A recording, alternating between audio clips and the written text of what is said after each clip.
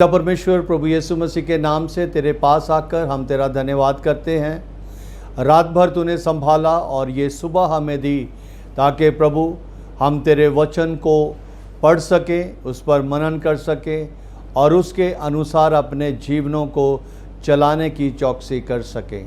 धन्यवाद के साथ प्रार्थना यीशु के नाम से मांगते हैं, आमीन। सुबह की बरकत यानी यीशु की बरकत प्रोग्राम में आप सबका स्वागत है। कल हमने परमेश्वर के वचन से जो जीत के सिद्धांत हैं, जो जीत के नियम हैं, उनके बारे में हमने देखा था और उसके लिए हमने उत्पत्ति की किताब उसका 14 अध्याय उसके 13 वचन से लेके 15 वचन तक हमने ध्यान दिया था और इस बात को आज हम आगे बढ़ाते हैं कि मसीह में हमारी विजय जो है, हमारी जीत जो है वो कैसे होती है। उसी वचन को हम लेंगे, उत्पत्ति की किताब 14 अध्याय, लेकिन आज हम 16 वचन को लेंगे। 16 वचन में इस तरह से लिखा है कि और वह सारे धन को और अपने भतीजे लूत को और उसके धन को और सारी स्त्रियों को और सब बंदियों को लौटा ले आया। इब्राहिम जो है वो लूत के साथ और लूत के साथ जितने भी उसके संगी लोग थे उनसे प्रेम करता था। इस वजह से जब उसको पता लगा, युद्ध में से एक व्यक्ति जो लूत के साथ था वो बचकर वहाँ से भाग निकला। उसने आकर ये सारी बातें जो हैं वो अब्राहम को बताई और ये भी बताया कि लूत को, उसके सारे सामान को, उसके सारे परिवार को वो राजा जो है वो लूट के अपने साथ गुलाम बना के ले गए हैं। और ये सारी बात जो है अब्राहम से अब्राहम इसको ठीक नहीं समझ सका और या इस तरीके से कह लें कि अब्राहम के लिए ये सब कुछ सुनकर उसको सहन करना बहुत ही मुश्किल था। इसलिए उसने अपने सिपाहियों को या अपने दासों को, जिनको उसने युद्ध के लिए तैयार कर रखा था, वो 318 लोगों को लेके उसने उन भागते हुए राजाओं को और उनके द्वारा बनाए गए बंधुओं को उसका पीछा करके उनको घेर लिया और उनको आज़ाद करवा लिया। यहाँ पे इसके साथ ही हम देखते हैं पहला कुरिन्थियों उसका 15 अध्याय और उसका 57 वचन जो है, वहाँ पे इस तरह से लिखा है, परंतु परमेश्वर का धन्यवाद हो जो हमारे प्रभु यीशु मसीह के द्वारा हमें जयवंत करता है। हमारा आज का विषय जो है वो है मसीह में विजय। और ये जो पहला कुरिन्थियों 15:57 में हमने पढ़ा है कि जो जय है वो परमेश्वर ने प्रभु यीशु मसीह के द्वारा हमारे लिए ठहराई है। इस बात को एक बार फिर से हम जानेंगे कि पूरी बाइबल में ये पहला युद्ध जो है उसका रिकॉर्ड हमें यहाँ पे मिलता है और अब मसीह में हमें जीत जो है वो प्राप्त करने के लिए हमारा रवैया कैसा होना चाहिए कि हमें पूरी तरह से स्वार्थ रहित होना है। हमें किसी भी तरीके से स्वार्थी नहीं होना है और अगर हम स्वार्थी होते हैं तो हमें परमेश्वर की ओर से वो जय, वो विजय जो है वो प्राप्त नहीं हो सकती। यहाँ हम देखते हैं कि जो अब्राहम की ये लड़ाई थी वो उसके अपने बचाव के लिए नहीं थी, वो अपने बचाव के लिए उस सेना के ऊपर वो चढ़ाई नहीं कर रहा था, लेकिन वो अपने भतीजे लूत के लिए और उसके साथ जितने लोग थे उनको बचाने के लिए उसने चढ़ाई की है। यहाँ हम देखते हैं कि अब्राहम जो है वो युद्ध का कैप्टन है और हम उसकी संतान हैं। सो हमें उस जय को अपने जीवनों में लगातार बनाए रखने की ज़रूरत है। हम बात कर रहे थे कि मसीह में जय प्राप्त करने के लिए सबसे पहली और महत्वपूर्ण जो बात है वो ये है कि हमें स्वार्थ रहित होकर इस युद्ध में काम करना है। और जब हम इस युद्ध में काम करते हैं, और ख़ास तौर से यहाँ पे हम जब देखते हैं कि लूत जो है वो एक ऐसा व्यक्ति है जिसने कभी भी अब्राहम के साथ विश्वास योग्यता नहीं प्रकट की थी। अब्राहम के साथ उसने बहुत ही ज़्यादा गड़बड़ की थी, लेकिन उसके बावजूद भी वो उसके लिए युद्ध करने को तैयार हो गया। और इस युद्ध में कल जैसे हमने पढ़ा था इफिसियों की पत्री उसका 6 अध्याय और उसके 11 वचन में, वहाँ इस तरह से लिखा है कि युद्ध में हमें जय जो है प्राप्त करने के लिए क्या करना पड़ेगा। परमेश्वर के सारे हथियार बांध लो कि तुम शैतान की युक्तियों के सामने खड़े हो सको। जब तक हम परमेश्वर की सारी उन आत्मिक हथियारों को नहीं ले लेते, तब तक हम शैतान की युक्तियों को सही रीति से समझ नहीं सकते और सही रीति से उनका सामना नहीं कर सकते। दूसरा तीमुथियुस उसका 2 अध्याय और उसके 4 वचन में इस तरह से लिखा है। दूसरा तीमुथियुस उसका 2 अध्याय उसका 4 वचन, वहाँ लिखा है, जब कोई योद्धा लड़ाई पर जाता है तो इसलिए कि अपने भर्ती करने वाले को प्रसन्न करे, अपने आप को संसार के कामों में नहीं फंसाता। मसीह में जय प्राप्त करने के लिए हम जो मसीह के सिपाही हैं, हमें किसी भी तरीके से अपने आप को संसारिक बातों में इन्वॉल्व नहीं करना। हमारा जो युद्ध है वो मांस और लहू से नहीं है, परंतु इस पृथ्वी के, इस संसार की उन अंधकार की शक्तियों के साथ, उन अधिकारियों के साथ है जो शैतान के द्वारा कार्य करते हैं। अजीजों, जब हमें मसीह में जय को प्राप्त करना है तो उसका दूसरा जो विधि जो है वो ये है कि हमें बुराई को अच्छाई के साथ जीतना है। बुराई के बदले हमें बुराई नहीं करनी।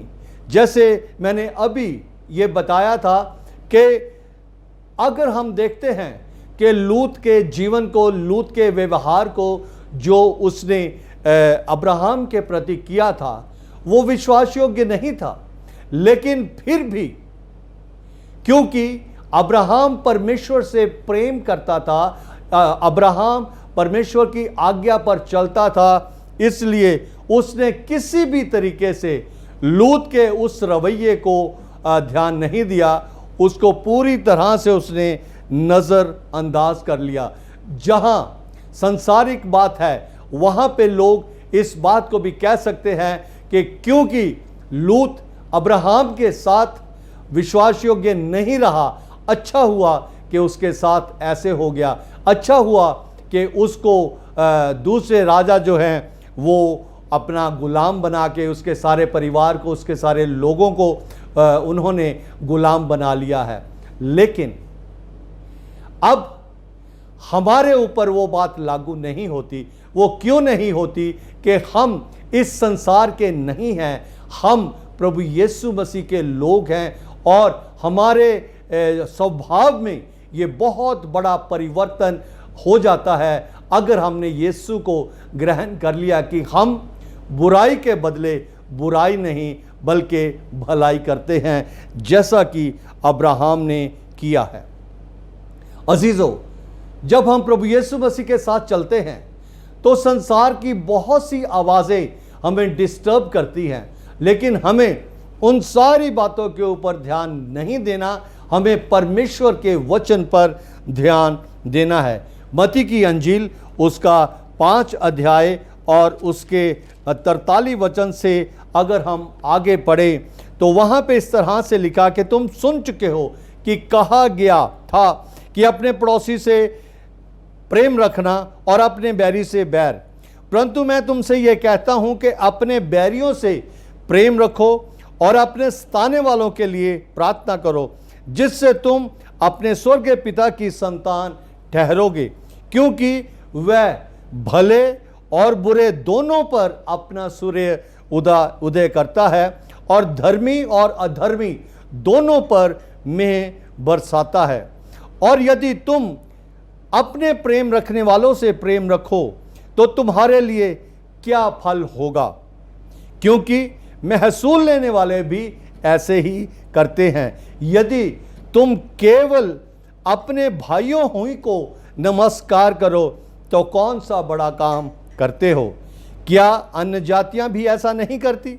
इसलिए चाहिए कि तुम सिद्ध बनो जैसे तुम्हारा स्वर्गीय पिता सिद्ध है। हमें कभी भी किसी भी तरीके से बुराई का बदला बुराई से नहीं देना, लेकिन मसीह में जीत प्राप्त करने के लिए ये जो दूसरा पॉइंट है, इसके ऊपर हमें ध्यान देना है कि अब्राहम को जो जय मिली, जो उसको जीत मिली, वो इस वजह से मिली कि उसने बुराई को भलाई से बदल दिया। अजीज़ों, अगर हम आमोस की किताब और उसका 6 अध्याय 6 और 7 वचन में पढ़ें, वहाँ भी इसी तरह का हवाला दिया गया है कि हमें बुराई के बदले बुराई नहीं करनी बल्कि भलाई करनी है। हम जीत के लिए युद्ध नहीं करते, लेकिन जीत हमें ऑलरेडी पहले से ही प्रभु यीशु मसीह में हमें मिल चुकी है। हमें केवल उस जीत को बनाए रखने के लिए ये मसीह में इस युद्ध को लड़ना है। इस युद्ध में कोई भी बच नहीं सकता। अगर कोई भी ये बात कहे कि ये कार्य जो है किसी एक व्यक्ति का है, तो प्रभु ने अपने वचन में बिल्कुल स्पष्ट रीति से ये बताया है कि ये जो अलग अलग वरदान मिले हैं, अलग अलग ओहदे मिले हैं, अलग अलग हर ओहदे का एक अलग ही जो जिम्मेवारी है उसको हम देखते हैं।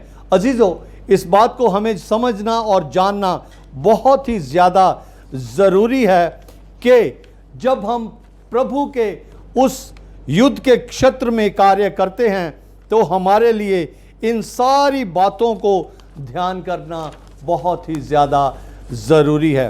जो प्रेरित हैं, प्रेरितों के कार्य उसका 26 अध्याय 18 वचन में लिखा है कि जो प्रेरित हैं उनका जो काम है, उनकी जो जिम्मेवारी है, उनकी जो ड्यूटी है, वो ये है कि लोगों को शैतान के हाथों से छुड़ाना और उनको परमेश्वर के राज्य की ओर लेके आना।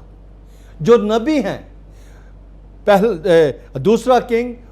दूसरा राजा उसका 6 अध्याय 8 से 10 वचन में हम पढ़ते हैं कि जो नबी लोग हैं उनका क्या काम है, परमेश्वर की योजनाओं को जानकर कलीसिया को चौकस करना। परमेश्वर की योजनाओं को जानकर कलीसियाओं को चौकस करना। जो सुसमाचार प्रचारक है, एवेंजलिस्ट जो है, प्रेरितों के कार्य उसका 8 अध्याय उसके 7 वचन में लिखा है कि लोगों को पश्चाताप करने के स्तर तक लेके आना ताकि वो पश्चाताप करे।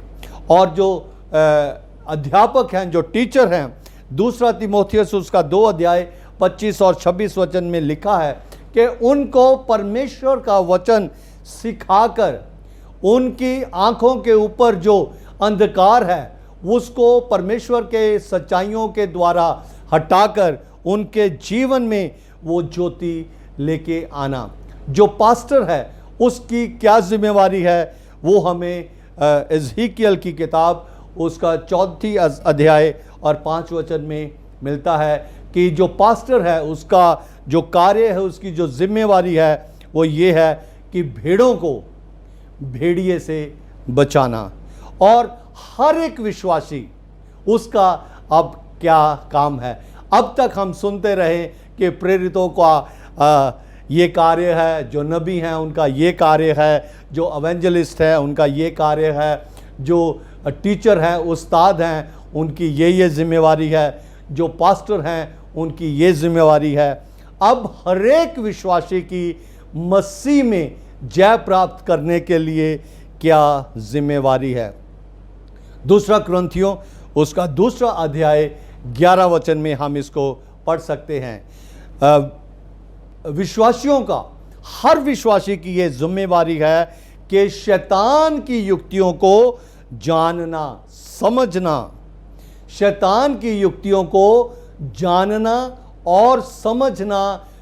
विश्वासी जो हैं शैतान की युक्तियों को कहाँ से समझ सकते हैं और कहाँ से उसका जो समाधान है वो प्राप्त कर सकते हैं, वो केवल और केवल बाइबल से हम पता कर सकते हैं, बाइबल से हम जान सकते हैं, बाइबल से हम समझ सकते हैं। हर एक विश्वासी के लिए मसीह में जय प्राप्त करने के लिए याकूब की पत्री उसका 4 अध्याय 7 वचन में लिखा है कि हर एक विश्वासी को मसीह में स्थिर रहना बहुत ही ज़्यादा ज़रूरी है।